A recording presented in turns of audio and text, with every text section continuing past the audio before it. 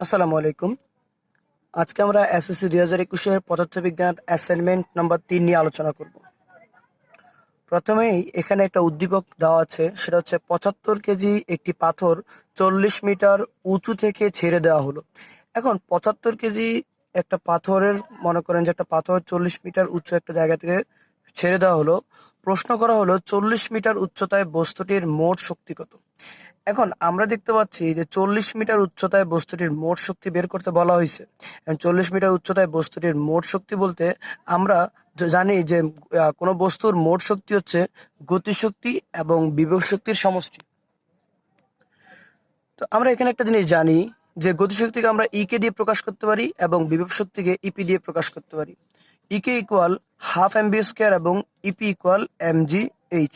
যেহেতু এখানে বস্তুটি 40 মিটার উচ্চতায় আছে, এখন কথা হচ্ছে কোনটা 40 মিটার উচ্চতায় যখন আমরা ছেড়ে দেওয়ার কথা আসতেছে, কিন্তু 40 মিটার উচ্চতায় বস্তুটি কিন্তু গতিশীল না, কিন্তু 40 মিটার উচ্চতার ঠিক পরের মুহূর্ত থেকে সে গতিশীল হয়েছে।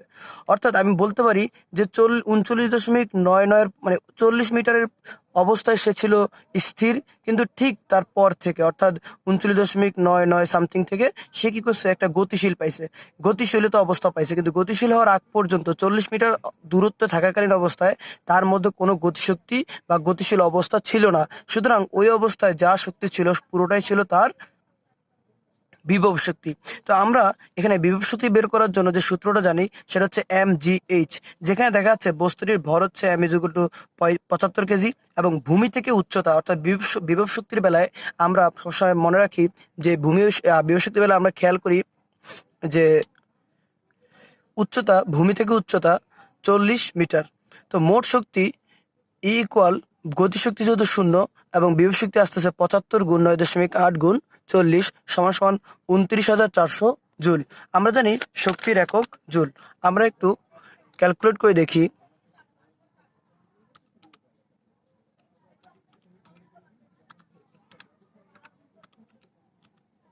সুতরাং আমরা দেখতে পাচ্ছি যে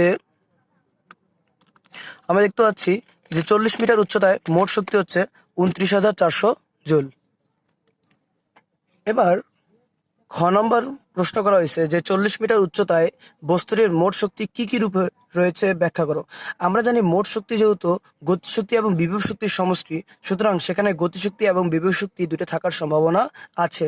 কিন্তু একটা জিনিস খেয়াল করে দেখা যায় যে আমরা জানি কোনো গতিশীল বস্তুর তার গতির জন্য কাজ করার যে সামর্থ্য লাভ করে তাকে গতিশক্তি বলে। অর্থাৎ এখানে গতিশক্তি থাকবে গতিশীল বস্তুর ক্ষেত্রে। আবার এটাও জানি যে কোনো বস্তুকে স্বাভাবিক অবস্থা বা অবস্থান থেকে পরিবর্তন করে অন্য কোনো অবস্থা বা অবস্থানে আনলে বস্তু কাজ করার যে সামর্থ্য অর্জন করে তাকে ওই বস্তুর বিভব শক্তি বলে। এখন একটা জিনিস খেয়াল করতে হবে যে স্বাভাবিক অবস্থা বলতে কি বোঝাচ্ছে। একটা বস্তু যখন স্থির থাকে অথবা কোনো ভূমিতে থাকে তখন কিন্তু তার মধ্যে কোনো বিভব শক্তি থাকে না। যখন কি আমি ভূমি থেকে কোনো একটা নির্দিষ্ট উচ্চতায় উঠাবো তখন কিন্তু তার একটা কাজ করার সামর্থ্য অর্জন হয় বা তার স্বাভাবিক অবস্থাটা পরিবর্তিত হয়ে যায়। অর্থাৎ আমরা বলতে পারতেছি, একটা জিনিস খেয়াল করলে আমরা বুঝি যে বিভব শক্তিটা সহজ কথা হচ্ছে একটা রাগের মতো বা ক্রোধের মতো।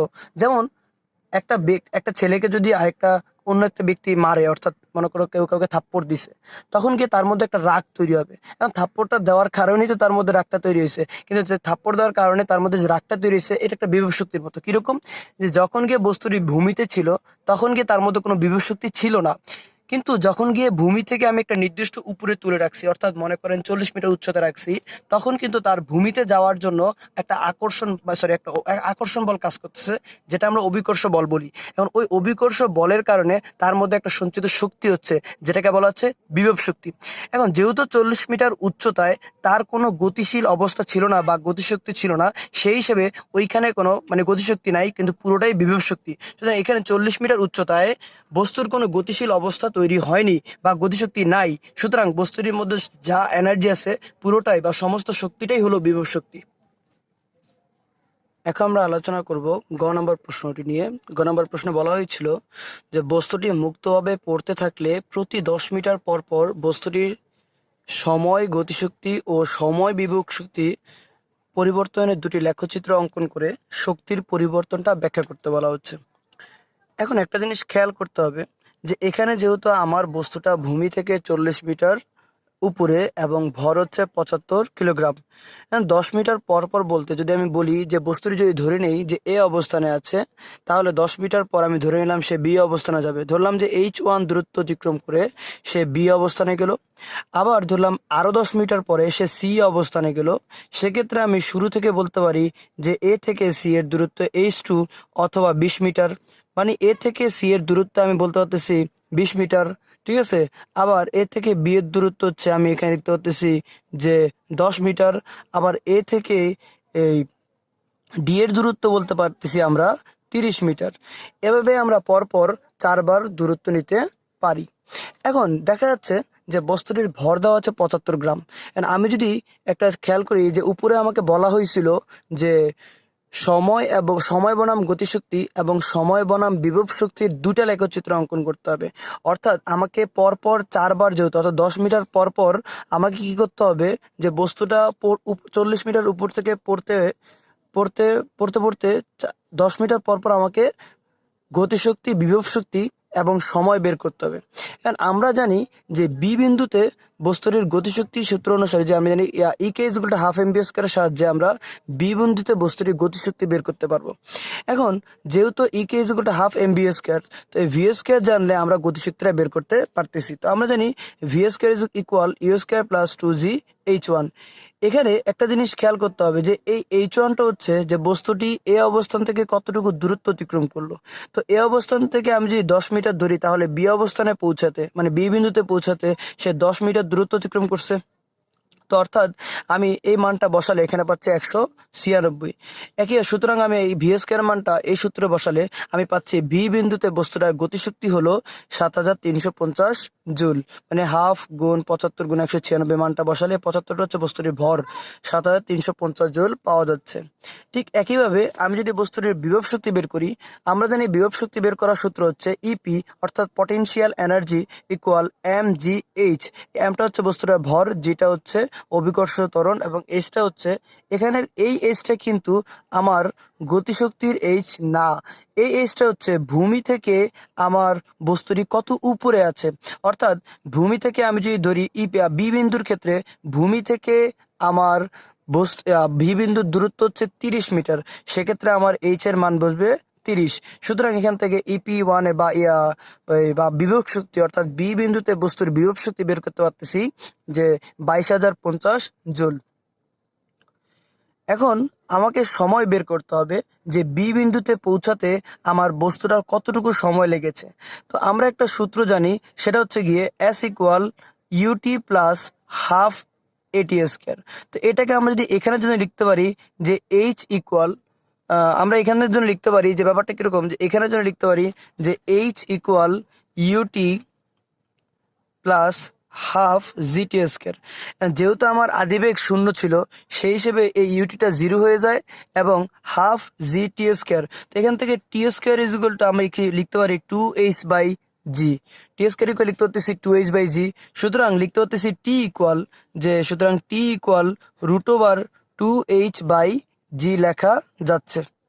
সুতরাং এখান থেকে আমি টি ইকুয়াল 2h বাই জি যেহেতু লিখতে পারতেছি, অতএব আমরা এই সূত্রটাকে যদি আমরা একটু এভাবে লিখি, দেখা যায় যে T1 অর্থাৎ বি বিন্দুতে সময়টা বের করতে পারবো T1 ইকুয়াল √h1 বাই জি, যেখানে মধ্যে এই h1টা হচ্ছে আমার বস্তুটা কতটুকু দূরত্ব অতিক্রম করছে, শুরু থেকে এ বিন্দু থেকে কতটুকু দূরত্ব অতিক্রম করলো।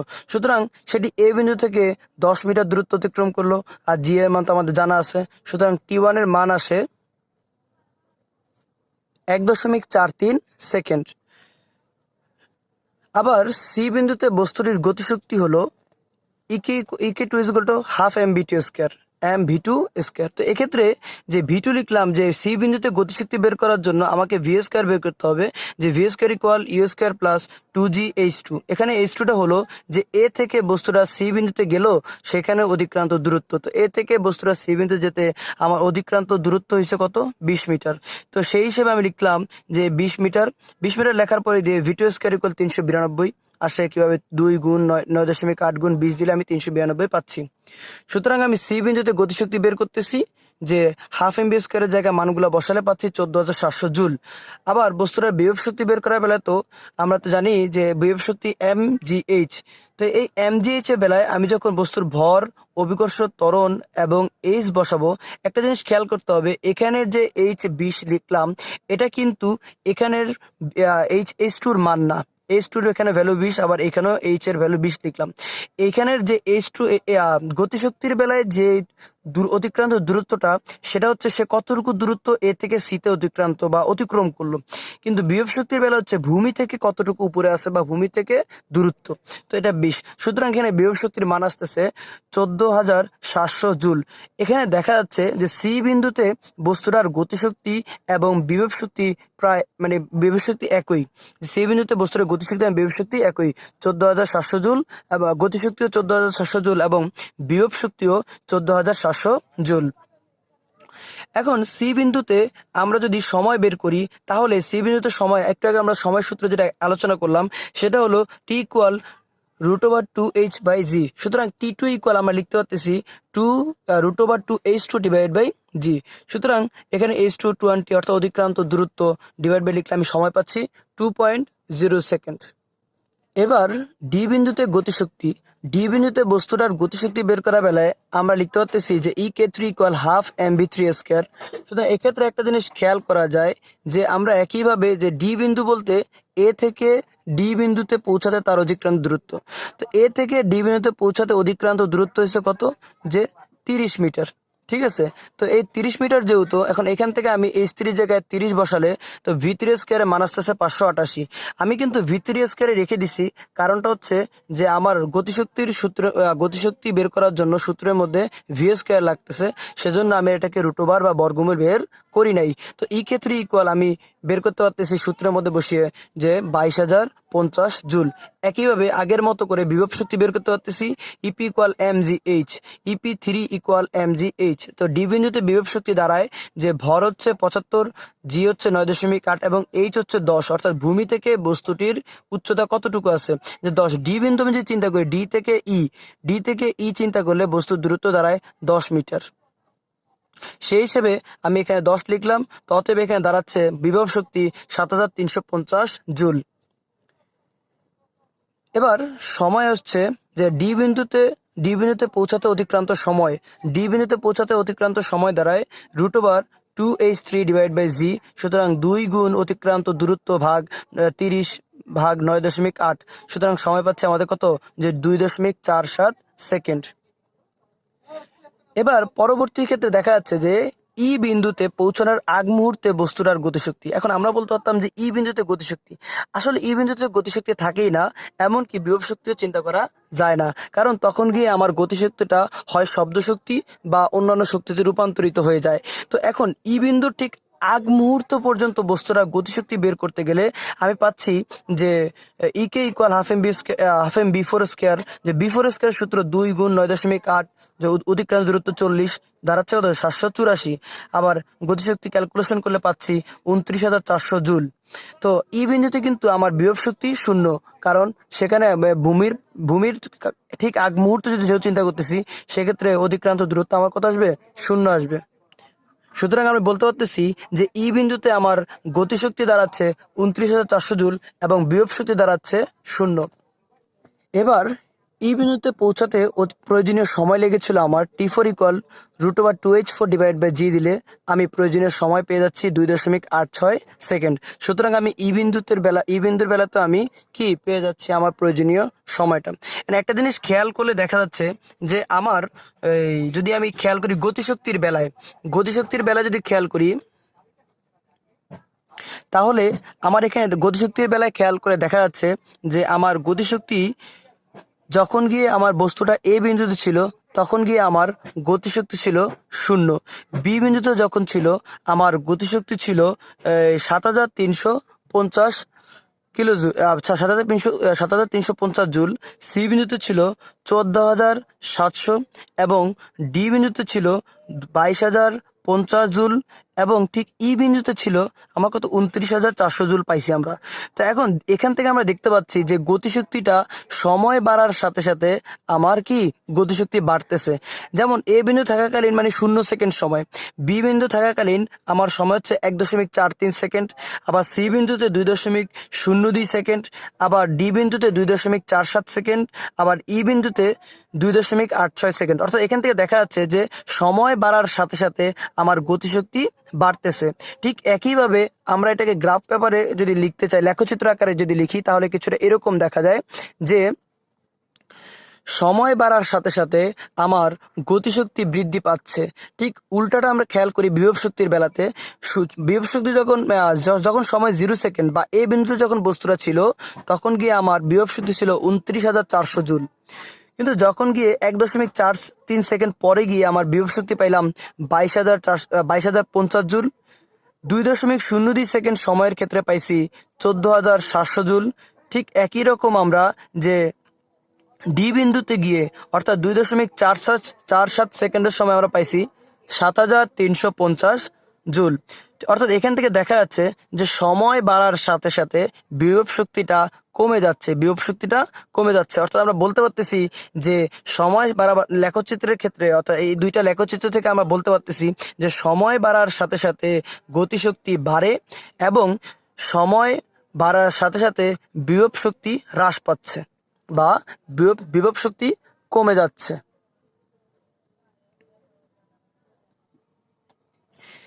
এবার আমরা ঘ নাম্বার নিয়ে আলোচনা করি। ঘ নাম্বারে বলা হচ্ছে যে লেখচিত্র থেকে কোন উচ্চতায় বস্তুটির বিভব শক্তি ও গতিশক্তি সমান মানে সমান তা দেখাইতে হবে এবং সেটা মোট উচ্চতার কত অংশ। এখন একটা জিনিস খেয়াল করে দেখা যায়, আমরা দেখতে পাইছি যে সময় বাড়ার সাথে সাথে বা অতিক্রান্ত দূরত্ব পার হওয়ার সাথে সাথে আমার গতিশক্তি বাড়ছে এবং বিভব শক্তি হ্রাস পেয়েছিল। এখানে দেখা যাচ্ছে যে আমরা যদি উচ্চতা এবং গতিশক্তির ব্যাপারটা একটু খেয়াল করি, তাহলে দেখা যায় যখন উপর থেকে বস্তুটা পড়তেছিল, তখন গিয়ে একটা জিনিস লক্ষ্য করা যায় যে বস্তুটির বেলায় যখন সে বস্তুটি 10 মিটার দূরত্ব অতিক্রম করলো, বস্তুটি যখন 10 মিটার দূরত্ব অতিক্রম করলো, তখন গিয়ে আমি 10 মিটার দূরত্ব অতিক্রম করার পর দিয়ে আমি গতিশক্তি পাইছিলাম 7,350 জুল। আবার 20 মিটারের সময় আমি গতিশক্তি পাইছিলাম 14,700 জুল এবং 30 মিটার অতিক্রম করার পরে দিয়ে আমি গতিশক্তি পাইছি 22,250 জুল। এবং একইভাবে আমি 40 মিটার দূরত্ব অতিক্রম করার সময় 40 মিটার, অর্থাৎ যখন গিয়ে আমার ই বিন্দুর ঠিক আগ মুহূর্তে পৌঁছে গেছে বস্তুটা, তখন তার গতিশক্তি পেয়েছিলাম আমরা 29,400 জুল। ঠিক একইভাবে আমি যদি বিভব শক্তির ব্যাপারটা খেয়াল করি, তাহলে যখন গিয়ে আমার 0 মিটার উচ্চতা বা এক্স্যাক্টলি এ বিন্দুতে ছিল, তখন গিয়ে আমার বিভব শক্তি ছিল 29,400। যখন গিয়ে সে 10 মিটার দূরত্ব অতিক্রম করলো, অর্থাৎ পড়তেছিল বস্তুটা উপর দিক থেকে, তো তখন গিয়ে তার বিভব শক্তি 10 মিটার যখন অতিক্রম করে এ বিন্দুতে ঠিক আসলো, এ বিন্দুতে আসা মাত্রই তার বি বিন্দুতে আসলো, এ থেকে বি বিন্দুতে আসলো, তখন গিয়ে তার বিভব শক্তি হয়ে গেল 22,050 জুল। আবার যখন সে 20 মিটার অতিক্রম করে সি বিন্দুতে আসলো, তখন গিয়ে তার বিভব শক্তি হয়ে গেল 14,700 জুল এবং ডি বিন্দুতে তার বিভব শক্তি হয়ে গেল 7,350 জুল। অর্থাৎ এখান থেকে দেখা যাচ্ছে যে আমার অতিক্রান্ত দূরত্ব যখন বাড়তেছে, আমার গতিশক্তি বাড়তেছে এবং বিভব শক্তি হ্রাস পাচ্ছে বা কমে যাচ্ছে।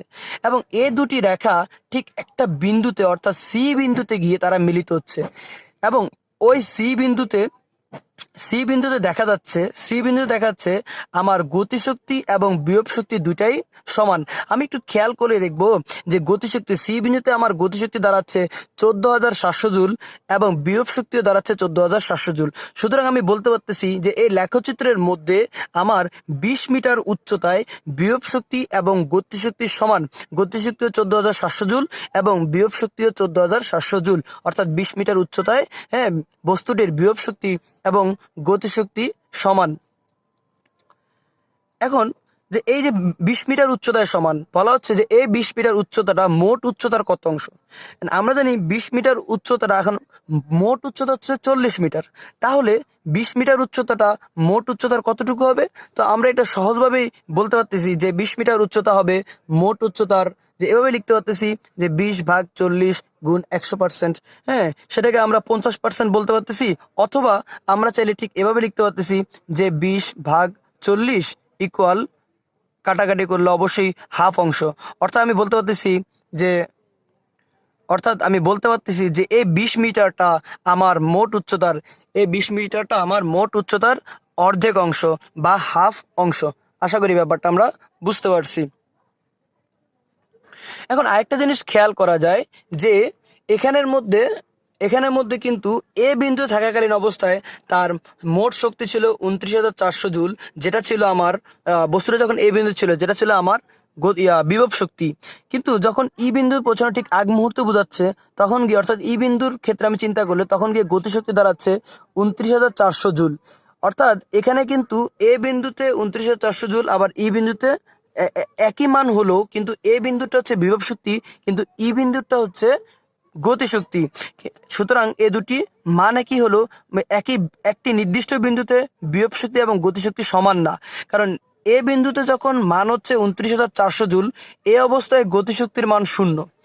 আবার ই বিন্দুতে গতিশক্তির মান, ই বিন্দু ঠিক পৌঁছানোর আগ মুহূর্তে চিন্তা করলে গতিশক্তির মান 29,400 জুল, কিন্তু বিভব শক্তি 0। সুতরাং কিন্তু আমি যদি সি বিন্দুটা দেখি তাহলে কিন্তু এখানে গতিশক্তিও 14,700 জুল এবং বিভব শক্তিও 14,700 জুল। অর্থাৎ এখানে সি বিন্দুটা যেটা আমরা ক্যালকুলেশন করছি সেটা হচ্ছে যে কি 20 মিটার উচ্চতায়। সুতরাং বলা যায় যে 20 মিটার উচ্চতায় আমার বস্তুটির বিভব শক্তি এবং গতিশক্তি সমান, এবং সেটি মোট দূরত্বের বা মোট উচ্চতার অর্ধেক অংশ বা হাফ অংশ। আসসালামু আলাইকুম।